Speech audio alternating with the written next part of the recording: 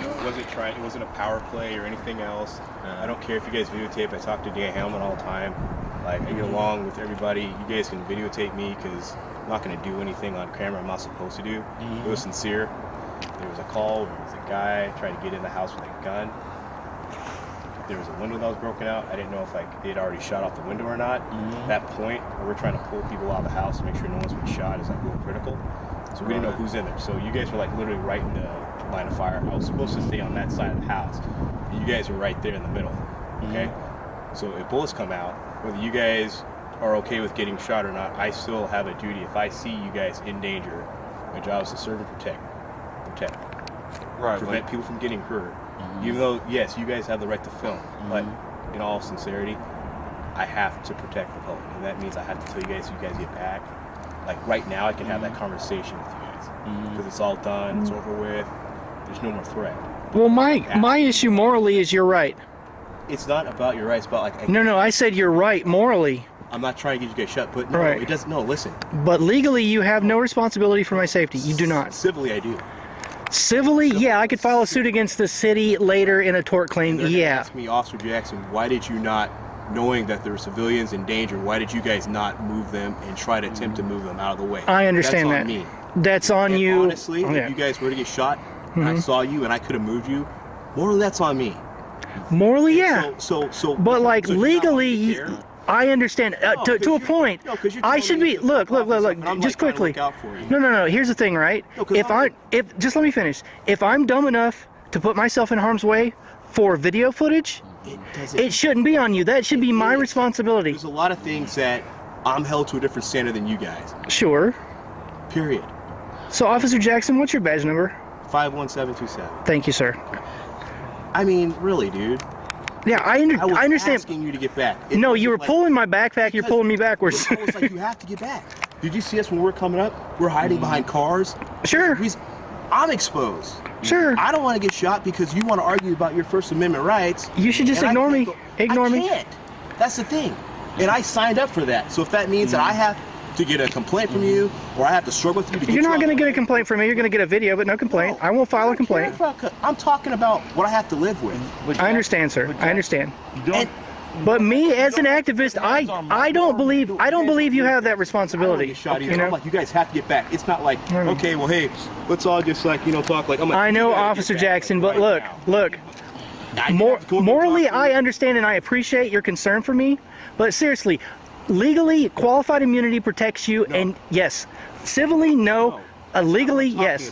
I know that. You're talking about the social contract, the idea of being a cop and all this stuff. My job is. Right. And I really don't want to go on the stand and have somebody say, why did you not do what you could do to prevent one of them from getting shot? I really don't want to have to say, well, I didn't want to be on video, and I didn't want this guy to be cussing at me, and I just didn't want the extra hassle. Well, I wouldn't have cussed at you if you wouldn't grab me. If you would have pushed me, I'm get shot. Yeah. I didn't want to be standing right there. Right. Well, from the information, there was a broken window out that could have been from a gunshot. Sure. I don't know. I'm just putting the pieces together. But I understand. For Officer Jackson, you still don't put hands on people. I have to, if that means, listen. If I feel your life's in danger and we're not moving fast enough, because you don't have all the information that I have, I'm telling you, I didn't want to be standing where we were at. So it wasn't the fact that I'm trying to like be Mr. Tough Guy. It's we need to get back over here. If we're gonna be out in the middle of the street, I want to be over here behind this van if they start shooting. Because my partner and I, we've been present at 5 shootings last week. 5. Was that all this weekend, or all during the summer with all this, all the gang shootings this summer? Yes. Like it almost turned into like it was just like we'd be driving on the street and we hear pop, pop, pop right over here. It's really real. There's like 27 in just a few months, like shootings. That's crazy. It's very. We caught a guy on 72nd. He just shot a guy in the chest. Heard a gunshot, single gunshot. 72nd to kill. We turned around. There's a guy running out of the trailer park. He just shot a guy in the chest. We chased him down. He had pitched the gun. We caught him. I had to climb a fence to get over to the. Took his last breaths. When we get these calls, these are a little bit different for me. They're real. People get killed. See, I have an idea that would streamline this and make it more efficient. When the sergeant noticed that we got all, huffy with each other, he came by and he pointed his flashlight at this corner and said, I want you to stand exactly right here. So if you as an officer, you can give me a lawful order, right? Say, stand. I gotta get you to the corner. I was saying that. And okay. Like, no, and you're holding the camera over me. I said, go to the corner. Okay. Go. See, I didn't hear that. It totally. No. When you grab me, it like totally threw off my brain, and I'm not thinking logically. Why did I grab you? And then I have to like threaten to arrest you. Like, I've never arrested anybody for that. But right. I have to like say like, dude, like if you. No. What I was trying to say is the sergeant like did it more clearly. He said, you know, with the flashlight. He just had a couple seconds. No, because at that point they had already talked to people. Right. And realized there was no gun. The kid came out. Okay. Dude, you guys expect so much from us. We're human beings, and I can't know everything. As I'm talking to you guys, things are changing rapidly up there. Like I said, just a quick, hey, stay on the corner, and like would work for me. But you weren't even listening to me because you were so in the back of your head. Because you grabbed me. You grabbed me and pushed me. You had already built up in your head, I don't have to do what this cop tells me, and I'm going to stand it because I have the right, because that's what you said. Legally interference, you can set a distance that I can go stand at. It's about you not trying to get shot. It's about me not trying to get shot in the back. But you grabbed my sleeve and you grabbed his backpack. I've talked to you before, and I said, dude, I know you. Please get back. I said it to you because I was trying to build a rapport at a time that I didn't have time. Well, all I'm saying is just quickly point your flashlight or something and say, stand on that corner. And I'm turning around. I got to reach in here while they're, dude. Like I said, man, you know what? When I go through the footage later, I'm pretty sure I'm gonna find the fact that you know it took a lot of time to go push it on me. I mean, it would have taken a lot less time to say, no, Mike, go to the corner and point the flashlight there, and then I'll go there. I'm not gonna say you're gonna admit this on camera. But if I were to be like, over here, hey, go to that side of the street with my flashlight, you'd have been like, no. If you say, Mike, I'm giving you a lawful order, or you're interfering, Mike, from now on it's Mike.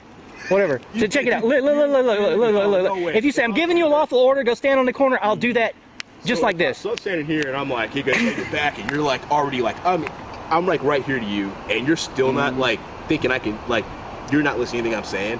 And what you're saying, if I'm way over there, I flash my light and point it at if you later on, look, I want you to go to YouTube if you have any time. Go to YouTube and watch this video, and you'll see what the sergeant did. He pointed his flashlight and said, Mike, I need you to go stand right over there, and that's what I'll do. Like when we figured out there was no gun, it was a teenage kid. Right. That's when he did that. We just got up to the window. I just saw that there was broken glass. I turned around, I saw you guys there. I mean, what I prefer is just a quick, hey, go stand over there. It's lawful order. I need that's the distance I want you to be at, sir, and I'll do it really quickly. You know what I think guys do that videotape? When I say, hey, you guys have your back, we got a tactical incident, they just go and they're like, okay, officer, and they go. And then I'll go over and talk to them later. But there's none of this discussion thing. Like, dude, this makes our job so much harder. And if there's someone really inside that's shot, I need to be over there trying to help them, because paramedics aren't going to come in until we've got that safe.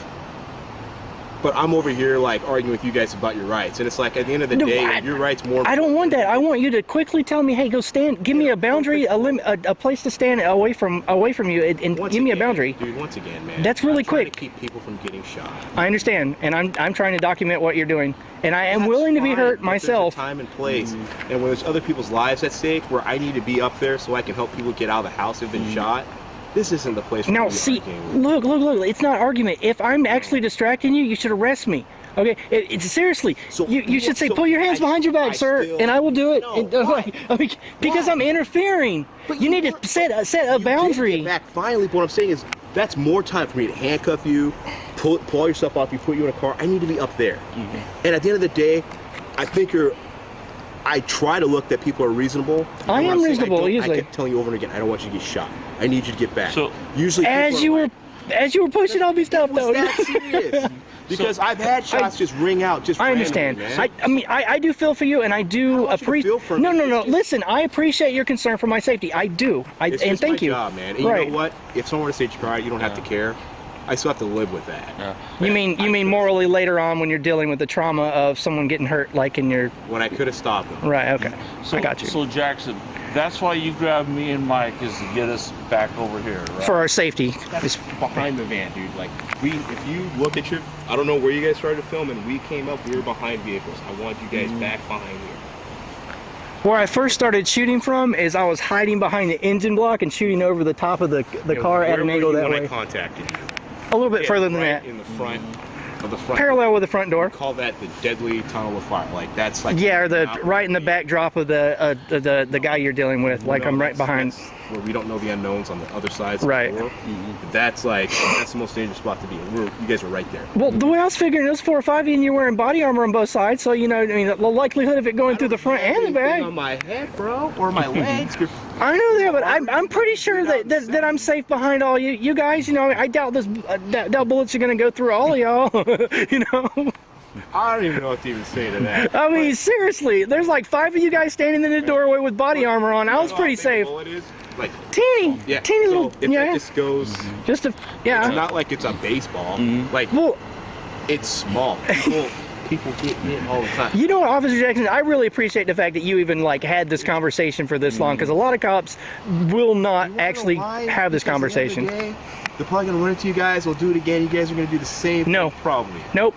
Officers that are familiar with me know how to deal with me, and it's just simply go stand on the corner or give me a quick boundary, get this far back, and I'll do it. I'll do it just like that. Next time I deal with you, seriously. If it's a reasonable distance, we do it. No. You set the reasonable distance and just tell me really quickly. Man, you're telling me to fuck off. Well, because you grabbed me. Because it pisses me off. You said no. I can look at your film. I will later. Yeah. Trust me.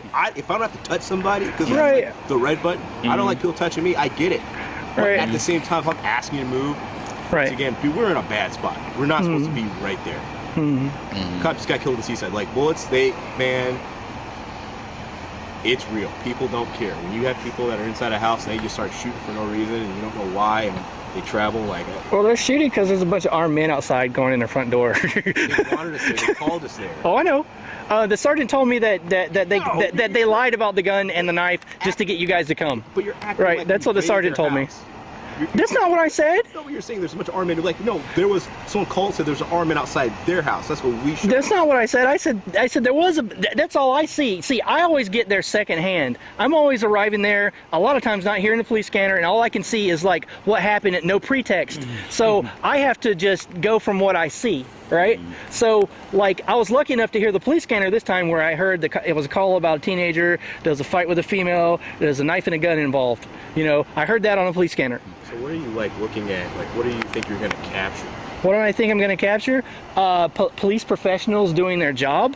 And no, but I mean, like, seriously, like, this whole, like, there was 100, 181, 190 shootings last summer. Yeah. Gangs. Sure. 171 guns, and that was before the end. That was before the end of the summer. I can tell you one thing. 171 guns were pulled off the gangsters. My partner and I pulled off. Do you work with gun unit or the gun task force or the gang unit or any of that stuff? Okay. Armed men were shot by us. Yeah. Not unarmed black men. I'm talking armed. Yeah. They were shot here in Portland. What I'm saying is. What do I think I'm gonna capture? I shoot everything. The positive stories and the negative ones when cops are doing good stuff. Listen. I mean, there's videos entitled "Thank You, Officer Such and Such" on my channel. So I do both. I don't know you. I know you don't. But what I'm saying is, it's like at the end of the day, it's pretty. You got seconds. It's shitty situations, and you do the best that you can with like no time. I understand that. And I try to prioritize. Was that important? Yes. Was getting you guys back important? Yes. Is that time for me to like stand here and use the force continuum? You don't have any time at all. I mean, you have seconds. It's just like, you know what? I'd much rather you pissed off at me for like 10 minutes so I can come talk to you later than like when you guys take me on the forehead or something. Do you really understand what I'm saying? Yeah. When I just got back from Burns. I just filming those FBI checkpoints, and when they arrested one of those militia people, and an officer aimed an AR-15 at a Native woman this close to me, okay? And when he aimed the rifle at the lady, I said, "Sir, please don't aim rifles at people." He's like, "I'm not aiming a rifle at anyone." Like while he's up like this, aiming at her chest. So yeah, I know what you're talking about. Like I've covered protests all over the country. Are you really looking at me though? I'm looking at you. Not my enemy. Of course not. Trying to like pick on you guys. I don't perceive you as my enemy, sir. I don't. I would love to wear a camera so people can like see what we do, but the thing is, that's like, problematic. Body cameras. Like, you know what I mean, though? Of course, yeah. I'm fine with that. Well, great. I don't. Yeah. So, like, seriously, it wasn't. I know that. It wasn't that because. In the past, when we've like been so like defensive, like you guys videotaping, sure. It looks like you're trying to hide something. I'm cool if you're filming, but it has to be in a certain time. Sure. It has to be safe. Sure. But like I said, as far as the ORS is concerned, you can set the amount of distance, and if I'm distracting you, it's interference. So just quickly say, go to the corner right there and don't come any closer, and I'll do it. I promise you, that's what I'll do. I'll get the hell out of your way, I promise. No, you grabbed me. I told you first. You guys have to get back because I was across the street as I was telling you guys. So honestly, right now, I have to review the footage, but I'm pretty sure. Do it right now. Turn off camera. Let's watch it right now. Take a